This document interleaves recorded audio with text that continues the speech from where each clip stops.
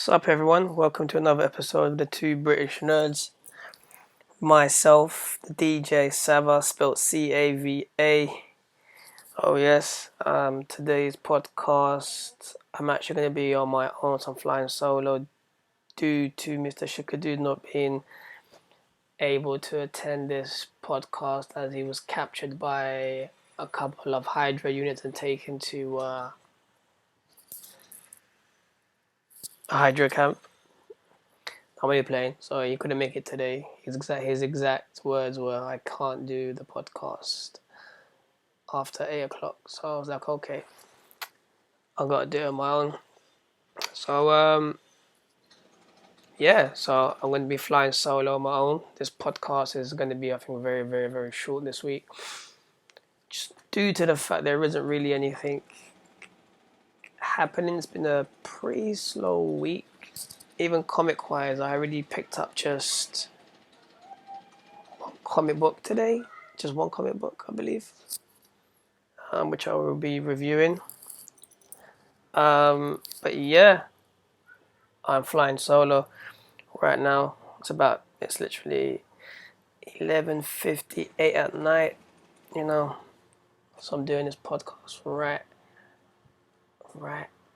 at the night right time. Yeah. So yeah, London time, people. It's nearly midnight.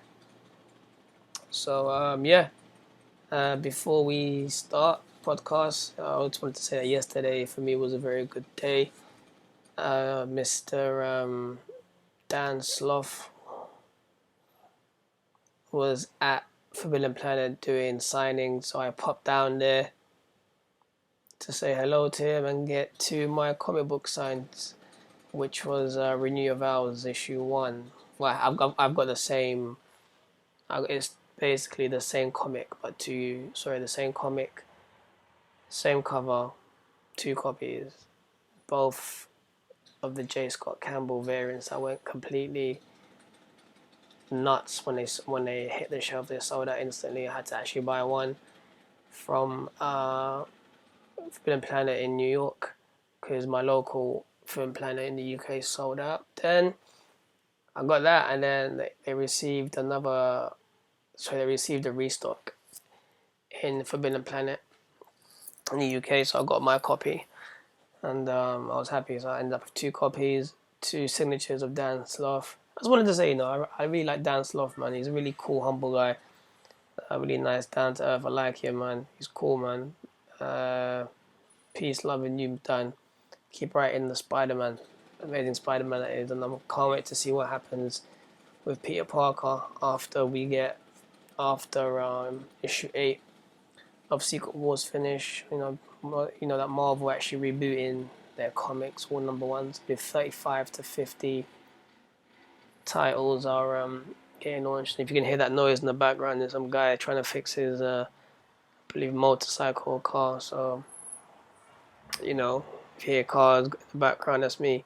See, with this podcast, right? It's organic, so I do it in the moment. I don't do retakes and whatever unless it's essentially necessary. Like my Mac falls down, or I may forget a certain comic book, or I might just do that. But 99% of the time, this podcast is raw, organic, and live, and I've actually changed the settings to to explicit. So did it for one reason only. If we was to have a guest and they was to express themselves using certain words, it'll be okay, because had I kept it as clean and they do say something, the podcast might get taken off the iTunes store, and I don't want that to happen. So yeah, man, keeping it organic. But yeah, man, back to Mr. Dan Sloth. Really humble guy. Love meeting him. Cool.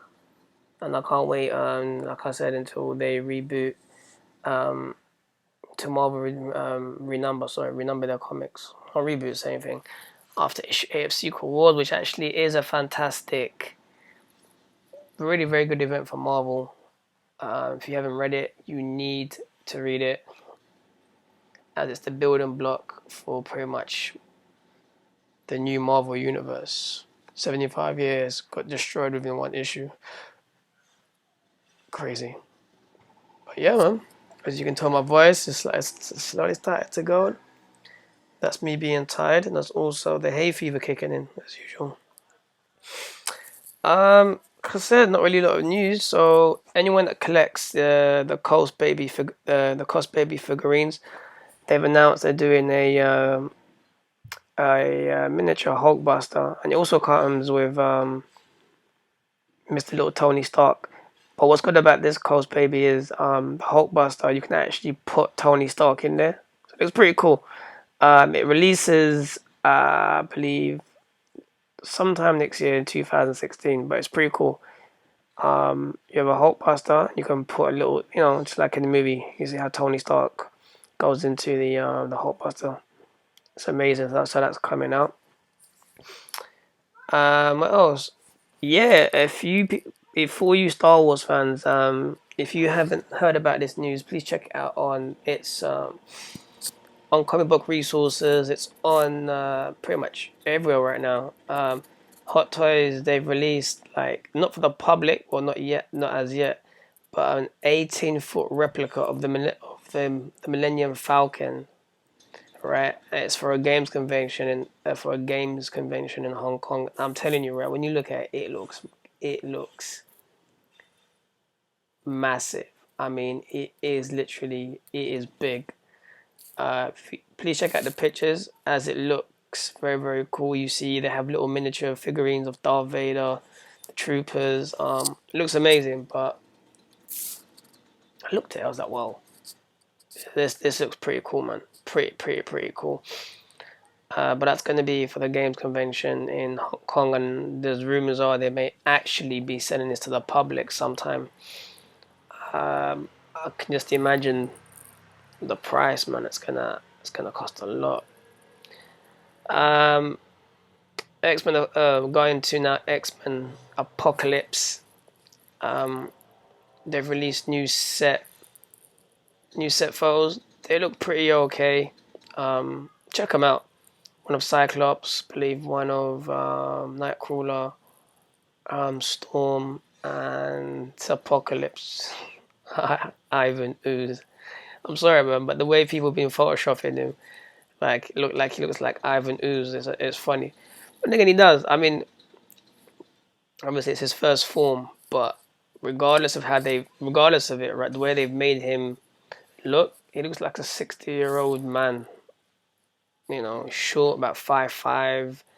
Doesn't really look nothing like Apocalypse. But then again, when you see the trailer, right, for X-Men Apocalypse, you see the shoulders of Apocalypse. I'm like, okay, wow, this looks like him. So, but yeah, all the fans have been going nuts. They've been photoshopping Power Rangers into that photo. It's funny, but yeah, check out the new set photos for X-Men Age of Apocalypse, as they do look pretty cool. They look really young, which means they're going for a whole probably a new trilogy. Get new cast means new and more movies. Some more news on figurines. So in Hong Kong, I believe they're selling a solid gold Gundam figurine. When I mean this is solid gold, people, the whole figurine is solid gold. And if you do want it's only gonna cost you $160,000. It's not really a lot, It's kind of easy to get that type of money nowadays, right? I'm playing, but this is if you're a serious collector and you have money, then this is for you. But if you look at it, I mean, just look at it will make you want to buy it. It's just gold. It's just it's like seeing Goku go Super Saiyan. Oh, imagine the Silver Surfer in gold. It just looks good, really good for $160,000. There's been a rumor for the next one, Batman vs Superman: Dawn of Justice, that Zack Snyder's son will be playing Batman. Well, the reason they're pushing this rumor is because he has appeared in some of Zack Snyder's movies. Will he be in the movie? Who knows? Who cares, really? Do you know? Really cares? Who cares? Does that mean that he's gonna kill his son and Robin's gonna die? Or they're gonna do a flashback of Snyder's son as him being alive and then he gets killed? I mean, really, would you kill your own son in the movie? You never know. I'm only playing. But yeah, I guess we'll find out. We'll find out when the time comes, which will probably be next week. You never know. But yeah, Batman vs Superman, Dawn of Justice. If you haven't seen the trailer, please check it out. It is a pretty cool. It is a pretty cool trailer. Everyone's gone mad over it. So check it out, and check out Suicide Squad too. I mean, that for me, I've like I said in last week's podcast, when that movie comes out, I am 99% sure that Suicide Squad will beat Dawn of Justice in sales. That's what I reckon, because it's gonna be a hyped up movie. It's gonna be like watching the Avengers for the first time. There's gonna be a buzz about it, and it's something new, something different. So I contemplate. Actually, I know it's gonna make that money. It'll beat Batman and it will beat Dawn of Justice, and I know it's already got like I think YouTube hits. It's got like 17 million. So check it out. Another rumor that's come along, and this rumor came out last year as well, and now it looks like it is pretty much becoming official. So Warner Brothers apparently are planning to do a Space Jam 2 with LeBron James. Don't do it. Do not do a Space Jam 2, please. Just leave the movie as it is. Michael Jordan was cool. The Looney Tunes were cool. Please do not do a Space Jam 2. And with LeBron James, nah, it doesn't suit, man. That movie had its era. Leave it alone. Because when I see something like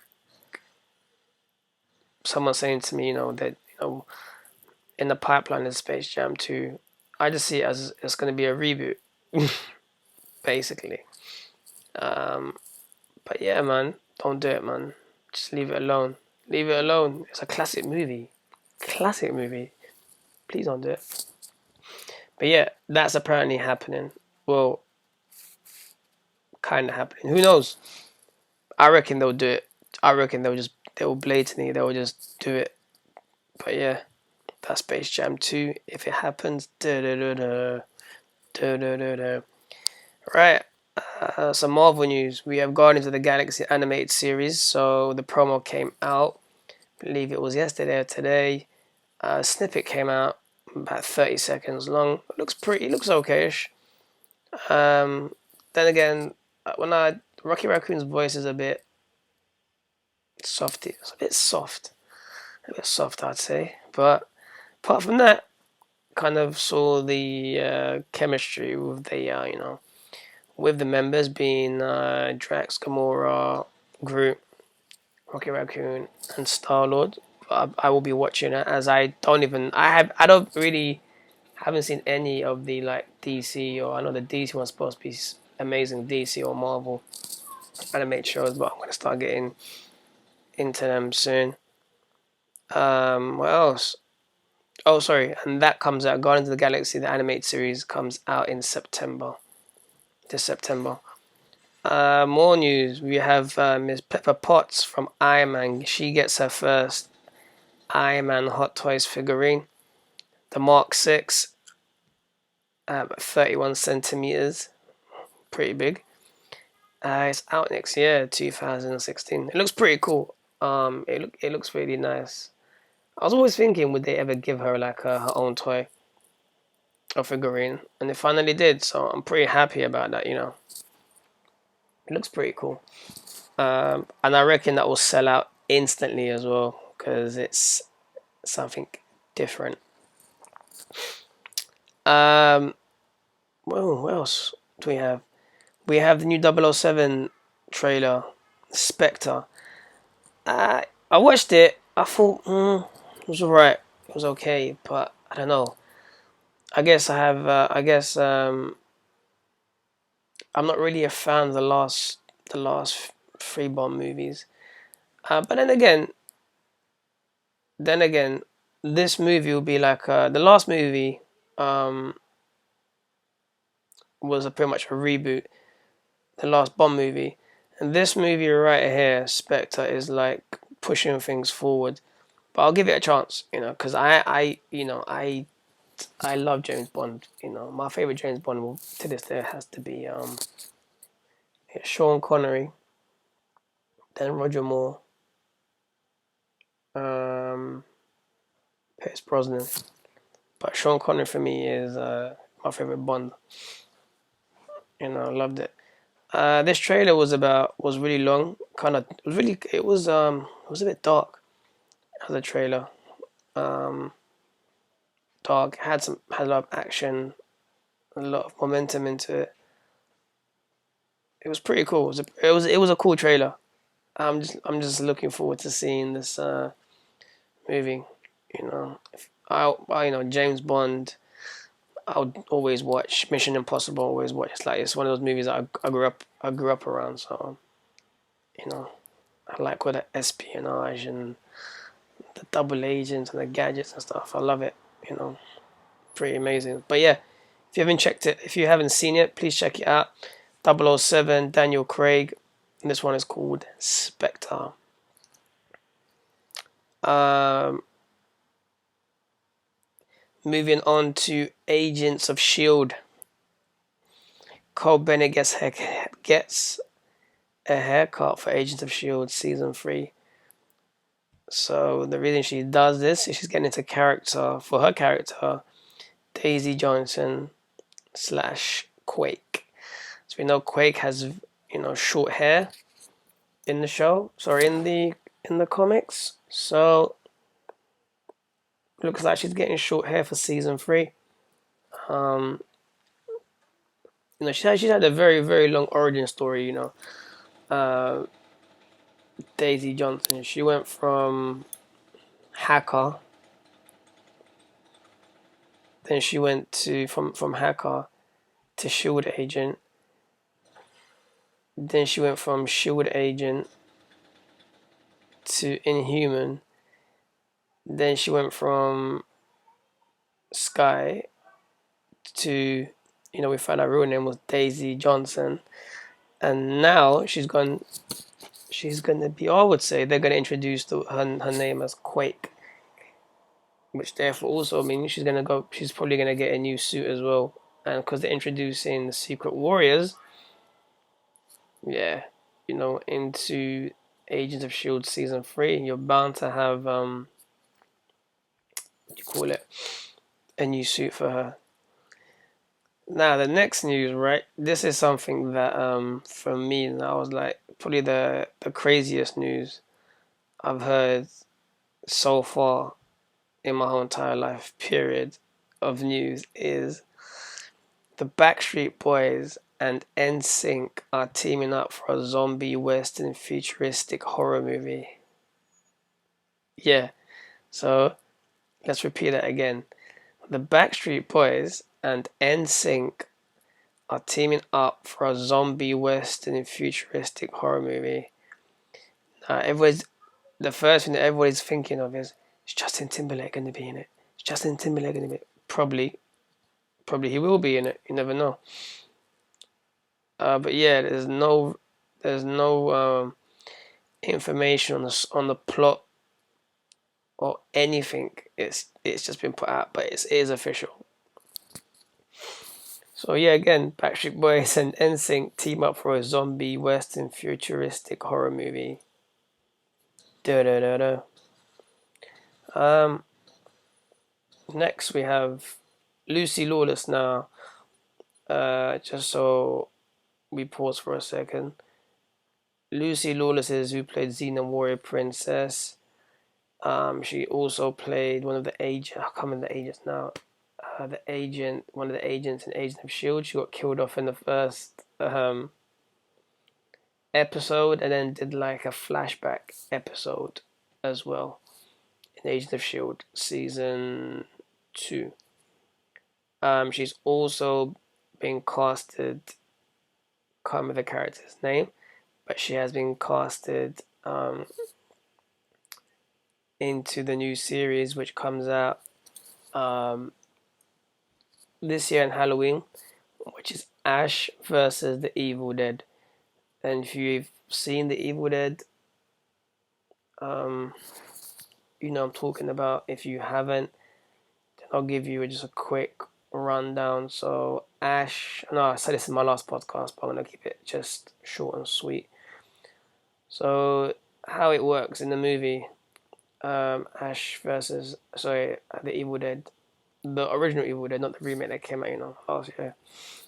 Um, so him and his Ash brings his girlfriend to a cottage where he comes across a book called the Necrocamericon Ex Mortis. I can never pronounce that name, so please don't hate me. Necrocamericon. I know I pronounced it wrong. Ex Mortis. Anyway, opens the book, and what happens is he finds a cassette tape of the guy that found the book. Plays it. The words are recited. The book is opened, and it unleashes the dead. So he's trying to survive because this thing that comes for him now, it only comes for him at night time. But what makes things worse, it terrorizes him. So in the process, he goes nuts. He goes crazy. His arm gets cut off because it turns evil. So he actually cuts his arm off. He replaces his hand. He replaces his hand with a chainsaw. Near the end of the movie, he gets sucked away to a parallel universe where this evil actually originates from, which is part to the movie, which is called Evil Dead Army of Darkness. Goes through there, battles himself out, kills off the evil, gets sent back to his world where the evil somehow finds him, and the story ends there. So 30 years later now, Ash is back in the TV show. The evil comes back, and he has to do what he has to do, which is kill it. So Lucy Lawless is actually one of the main actors in there. So I'm looking forward to seeing her there. But I said all of that just to say that there was a rumor that came out last week, that said that Lucy Lawless actually was coming back to play Xena Warrior Princess, which is Xena Warrior Princess reboot, which is actually false because Lucy Lawless tweeted and said it's just a rumor, even though she would like to play the role, because she did say previously in San Diego that she would like to play Xena again. She did say that regarding this the rumor that came out that it's actually false. So I got excited, but because I love that show. Well, moving along to something that I find very addictive, and pretty much everyone on the planet does. If you do collect this, the Funko Pop vinyl bubbleheads. Now with Funko, right? Don't know how they do it, how they've done it, but they have the license to every TV show, cartoon, anything that you love that you can think of, which is TV comic related.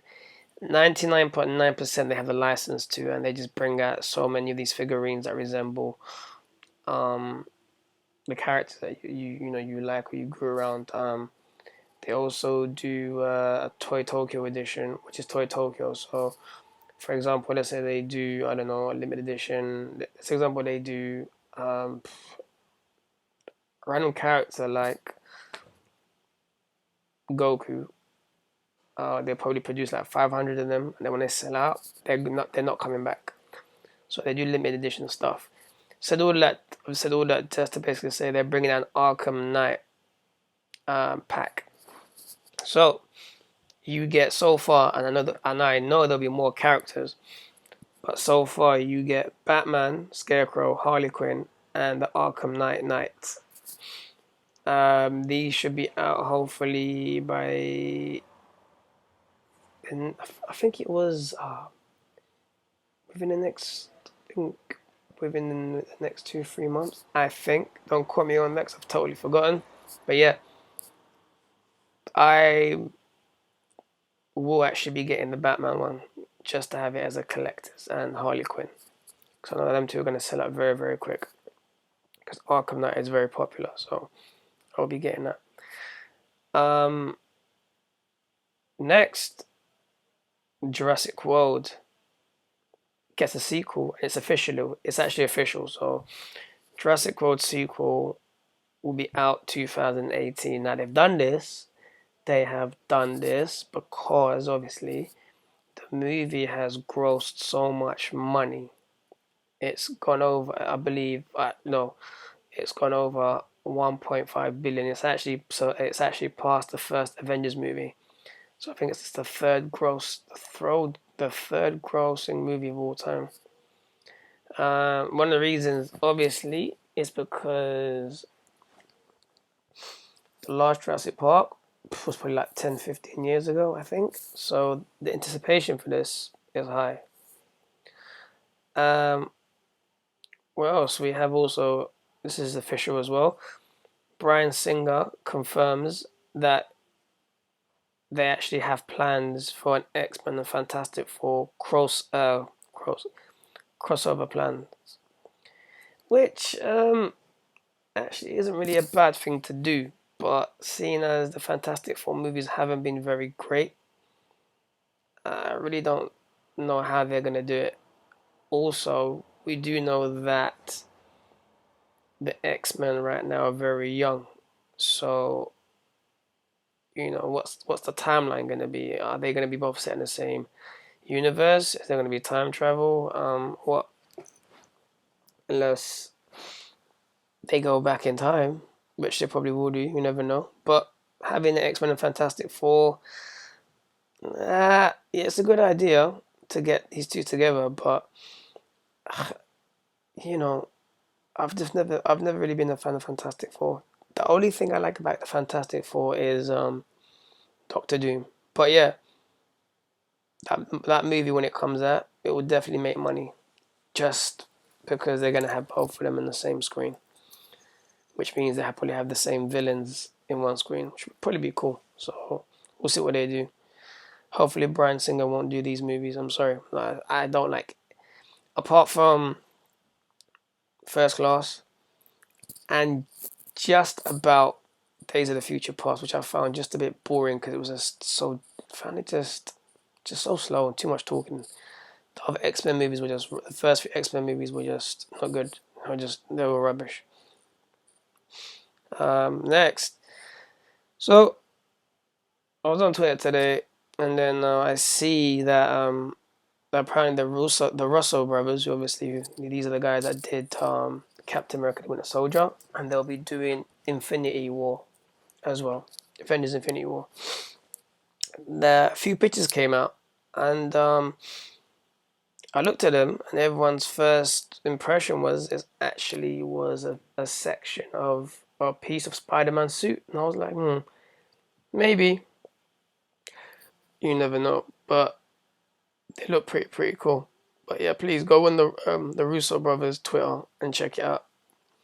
One thing I will say, when I went on their Twitter, they're not verified, and it just seems like a random Twitter account.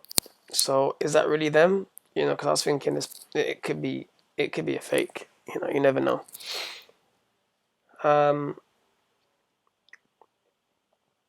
Yeah, guys. For me, really, that is all the news I literally have. I don't really have a lot of news. Looks like we're gonna go into the comic book news.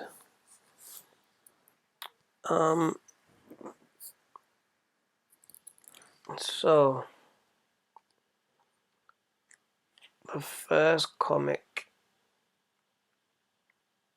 is basically. Well, I did say I had one comic actually. I forgot I had two. So again,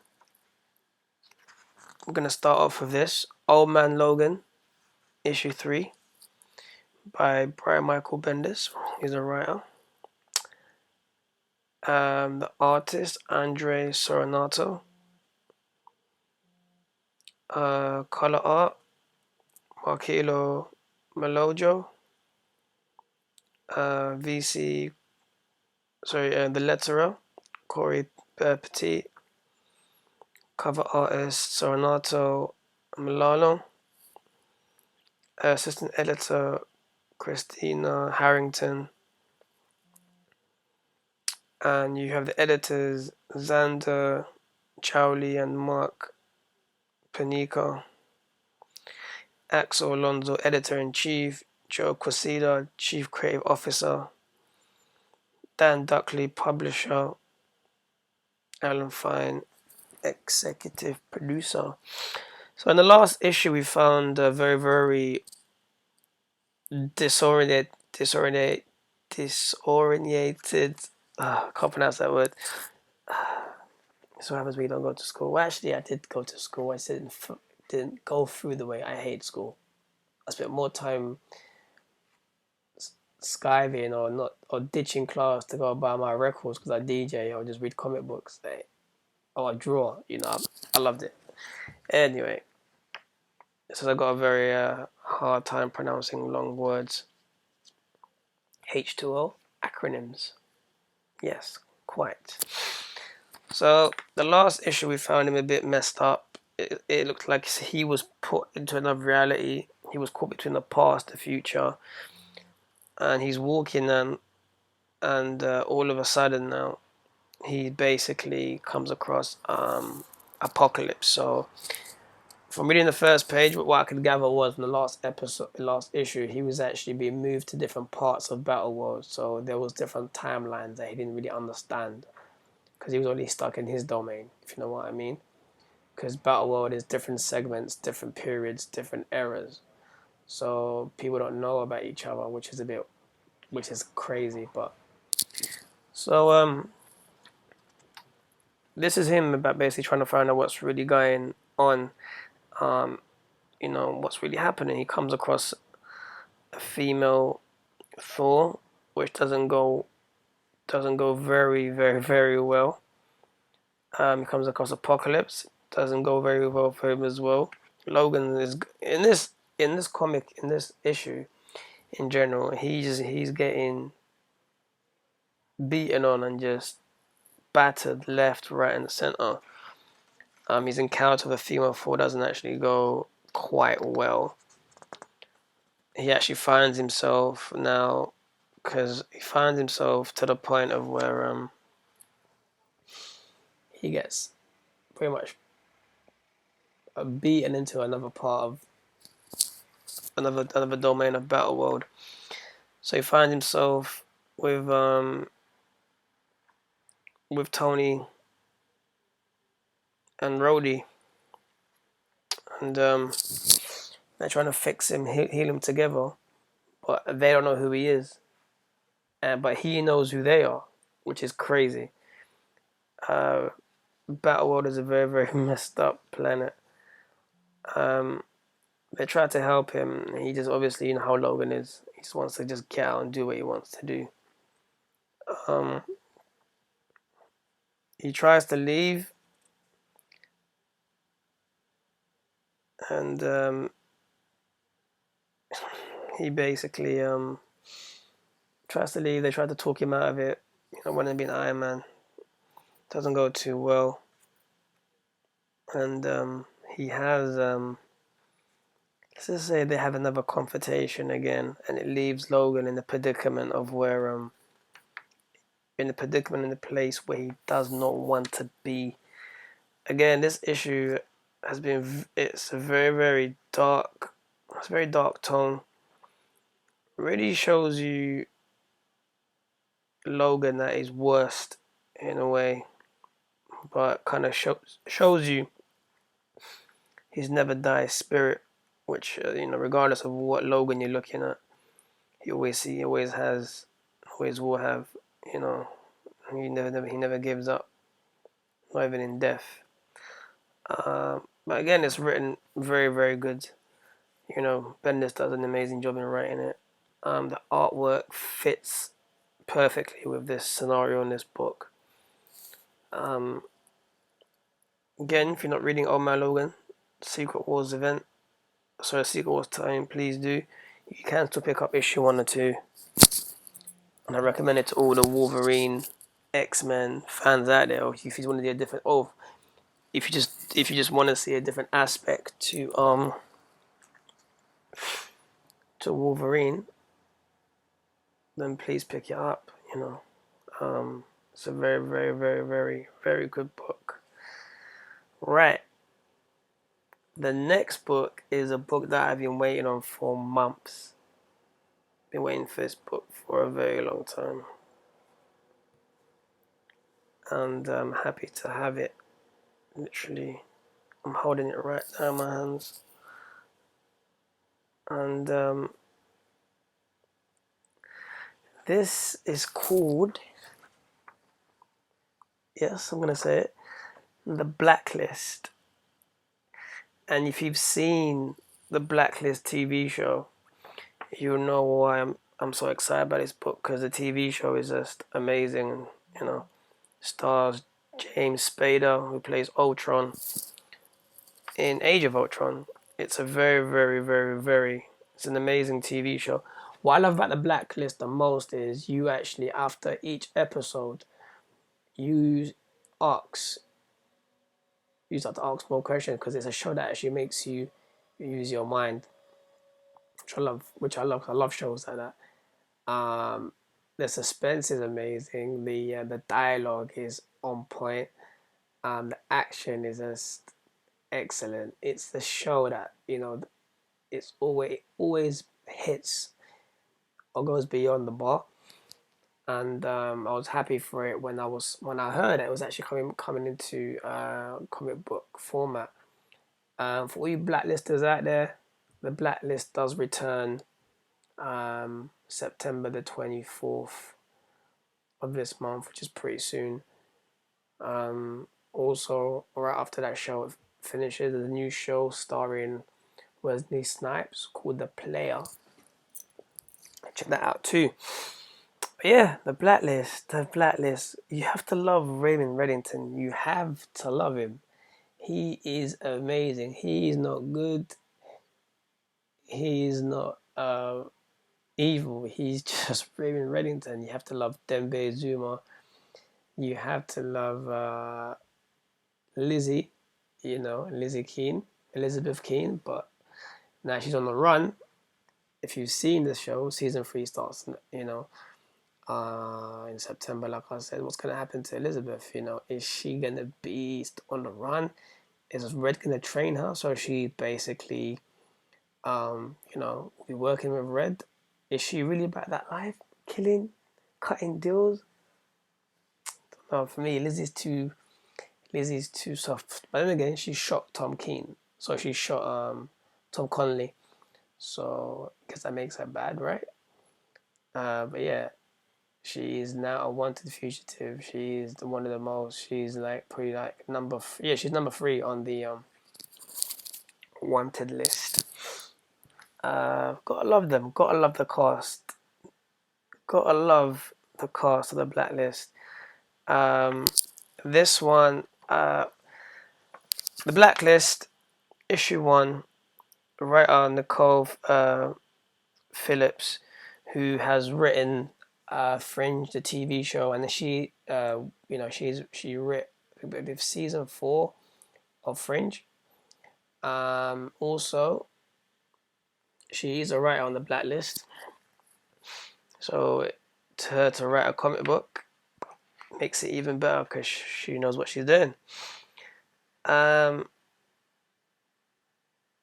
This pardon me, just for you people basically don't know about the Blacklist, I'm gonna just read you the introduction from the comic book, which is pretty much what you get in the TV show. So, Raymond Red Reddington, aka the Concierge of Crime, was a former naval officer for the United States Navy. Once groomed for the post of Admiral, he went rogue 20 years ago, leaving behind his wife and child. before he resurfaced for 4 years later, selling classified secrets, and as a result, earned himself a place on the FBI's top 10 most wanted list. Until 2013, Red operated as a ghost, controlling a vast global underground criminal empire, selling and trading secrets, weapons, favors, and influence, while manipulating the world stage for his own nefarious purposes. However, in 2013, for reasons still unclear, Red walked into the FBI's headquarters in Washington and willingly surrendered himself to the FBI Assistant Director, Harold Cooper, promising him not only access to his own personal list of criminal contacts, but also help in apprehending them too. His own proviso that he would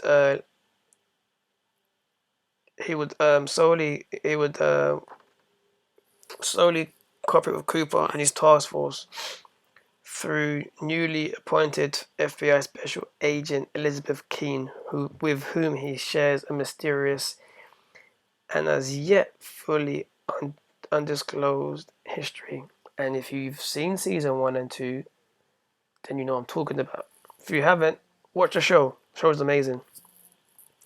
So, the events of this story take place after the conclusion of the Berlin storyline and before the end of season 2, just so you people know where the story is set. Again, so like I said, the writer of this, Nicole Phillips, artist, Benny Lobel, who's actually done a few work. He's done work for DC Comics as well, and his artwork in this is amazing.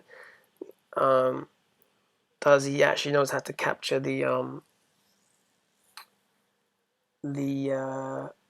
scenes, the drama, and the way it's just he just like I said, for me, he's got this book on smash. Cover artist Elise X Zhang, colorist Ishtar Sands, letterer Annie Parkhouse, editor David Leach, designer Russell Seal. Again, so reading this book as usual. Sorry, I've been reading this book. That's usual. Like I've read the book before, but I haven't. It starts off very brutally disturbing, just how you would expect the Blacklist to be. Um, the way it's set up, it's you see carnage at the beginning, you see blood, guts, and you see the FBI. And you're like, what's going on? Well, you have to buy the book to find out what's going on, guys. I'm not gonna spoil, you know, I'm not gonna spoil the book for you guys, because I want you guys to read it. But reading this book, it was like I was actually watching an episode of The Blacklist. The dialogue between Lizzie and Ressler is just how you'd expect it to be in the show. The way also the way Benny Lobel draws the characters, they look pretty much identical to what you see in the TV show. The tone is set right, the colors are right, everything about the book just points that it is the Blacklist. The dialogue that you have between the characters, for example, between Lizzie and Red, is amazing. And just the way Red is, his character in this first issue is what you get basically in the in the show. So I'm not gonna spoil it, but I'm gonna read you just a quick dialogue from what Reddington is saying, and it's not a spoiler because I'm not gonna say where the dialogue comes from and who it's for. But he says, when I was young, I had a neighbor who used to grow the most delicious grapes in her front yard. Miss Wolkowitz, a delightful Bovine woman, she hated me. Her grapes were the perfect aqueous spheres. They glistened in the sun, tasted like summer. I couldn't resist. I stole a handful every morning. Miss Wolkowitz chasing after me. Come back here, you criminal. I love the grapes. I love the chase. more half the fun was betting whether or not I'd get caught. I never did, and like I said, people listening to this will be like, "Well, what's this? What's that got to do with that?" Well, Reddington in the show, his quotes are amazing. Like one of the quotes he says to Lizzie wants to get the truth out of him. He says, "I'm a sin eater." I was like, "Whoa, Reddington!" So it is amazing, and I wanted to point out you also have James Spader does actually he actually does write Reddington as well. So he has his own take on him, but the quotes in the series are just amazing. And you also just amazing, guys. I mean, it's such an amazing he's such an amazing character. Um, but moving forward, um, the book is very dark. It has a lot of suspense. You have Elizabeth Keene dealing with a certain you know a certain dilemma of her own. Regarding a certain test. Um, you gotta love Lizzie. Um, this issue, you come across a certain someone who mysteriously dies, I guess, but then the FBI are to blame. But it's really more than the FBI. Something else is pulling the strings in the background, and Reddington actually picks up on this as usual because he knows all, you know. And him and Lizzie go to work with the task force. I like what I liked about this is you see all the characters. I guess you do see the characters, but then you see Dembe, but you don't see him. You just see like the back of him. So it reminds me in the Blacklist when you first see Dembe. You don't really see too much of him. Then he makes himself more he makes more appearances in the show. So it's nice to see they have like, and it's nice to see that she's written that element of Dembe into it. But I really love this book. It is it is the Blacklist. It's funny. It's dark. It's serious. It leaves you asking questions to answers that have not been answered yet, which is something the Blacklist is known for. Just when you think you figured it out, you're like, oh man. I remember when I was watching season one or season I was watching like I believe it was season two when Red gets shot when Lizzie's about to give Lizzie's about to give him the fulcrum and he gets shot, and I was like, whoa, what's going on? Like Red's too smart for this. Would he come out? Would he come out during the day and do and try to pick up the fulcrum? Did he pay someone to assassinate him to make it look like he was dead? Um, you know, but it's that type of show that makes you ask so many questions. And so what I liked about this book is I was asking more questions than answers, and I'm looking forward to I'm looking forward to basically to issue two um, of this, and it's just the way it's written, and the Easter eggs they've put in there, like um, here you go, like for example, Leon kills Linskani. So I don't know, I pronounced that wrong. It says number 148 which is like the cases. So it's like this is what you get to see. This is what actually you see when you watch the Blacklist. You see the blacklisters and their numbers. But it's just pretty cool, man. Like there's nothing I found wrong about this book. There's you even I even got to see Mr. Kaplan in here. What I like about this book also, I know eventually they're gonna start introducing all the blacklisters from season one and give you more of a backstory of how actually Red actually knows them. So I can't wait to see, for example, like how Red knew, like for example, the freelancer, or how he got to know the alchemist, and But it's an amazing book, and if you, like I said, if you haven't, if you have seen the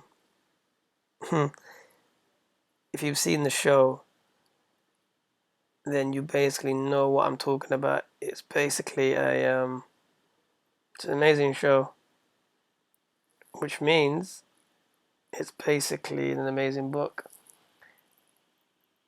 I love it, and there's a bit in the book at the end of the page, or the last page of the book, where it's the poster that you actually see in the in season 1, episode 1.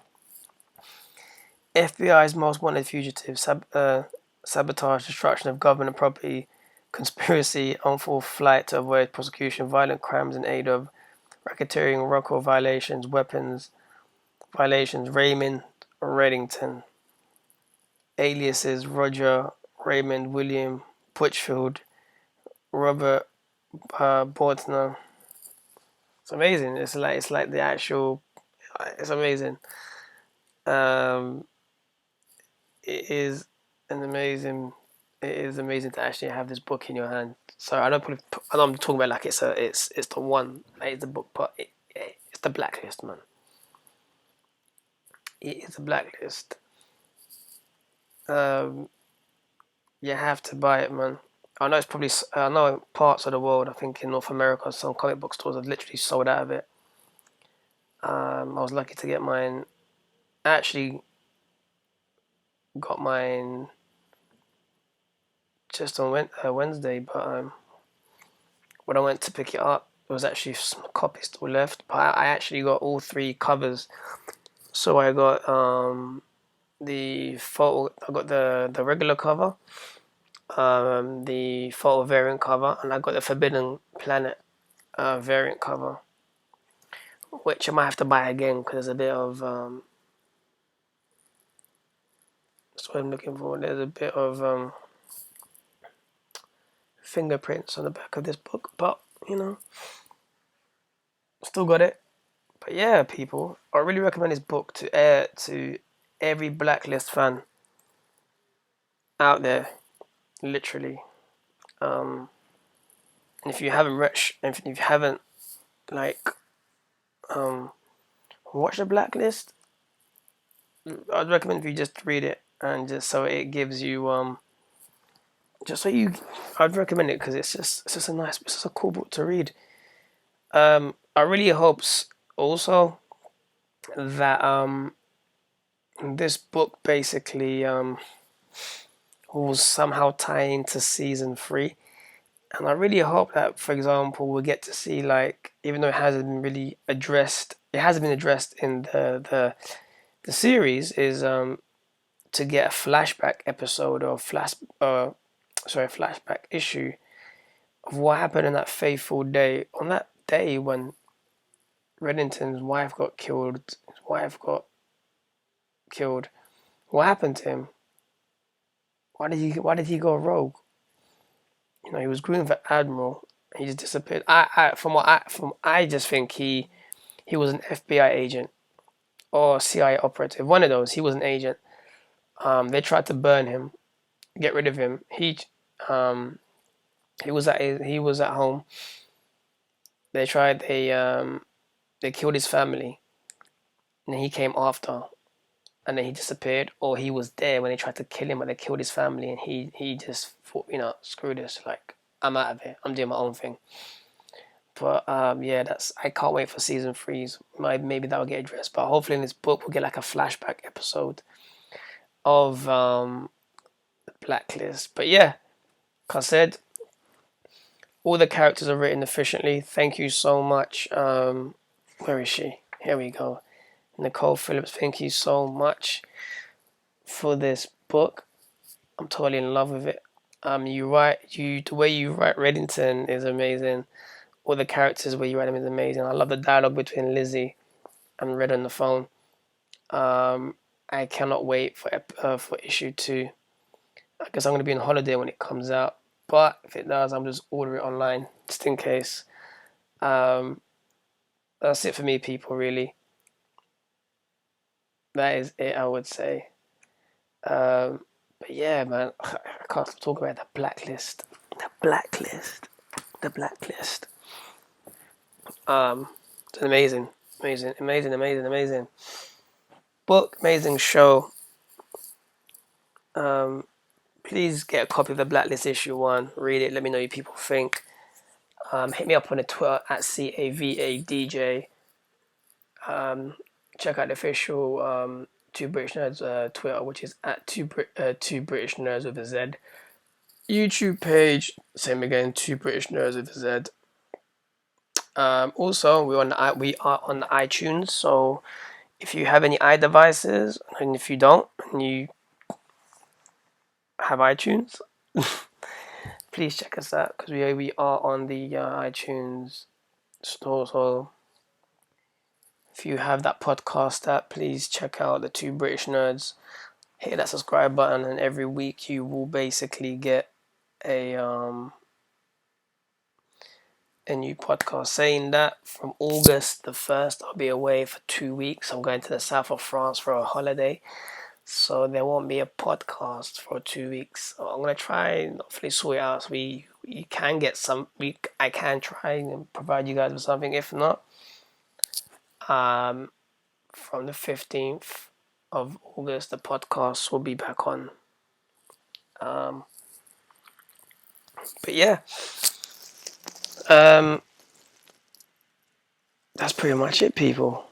Remember, stay humble, stay loyal to yourselves, and whatever you wish to manifest in your life, you can just put a lot of soul power into it and work. And remember, when one door shuts, you will burst and kick the next door open.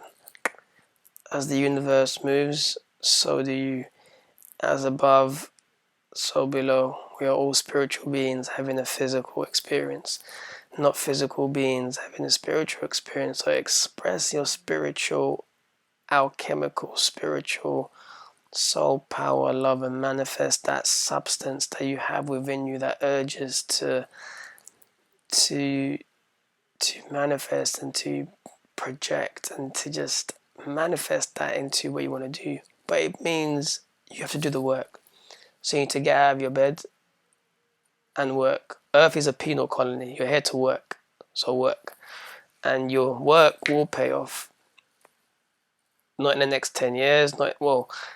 Depending on how it goes, it will pay off. But the more you do, the more you work, the more it is paying off right now as we speak. But slowly. Patience. Time is very painful and very frustrating. But that being said, peace, love, and inner light. This podcast will be going up tomorrow when I get out of my bed, because I'm totally smashed right now.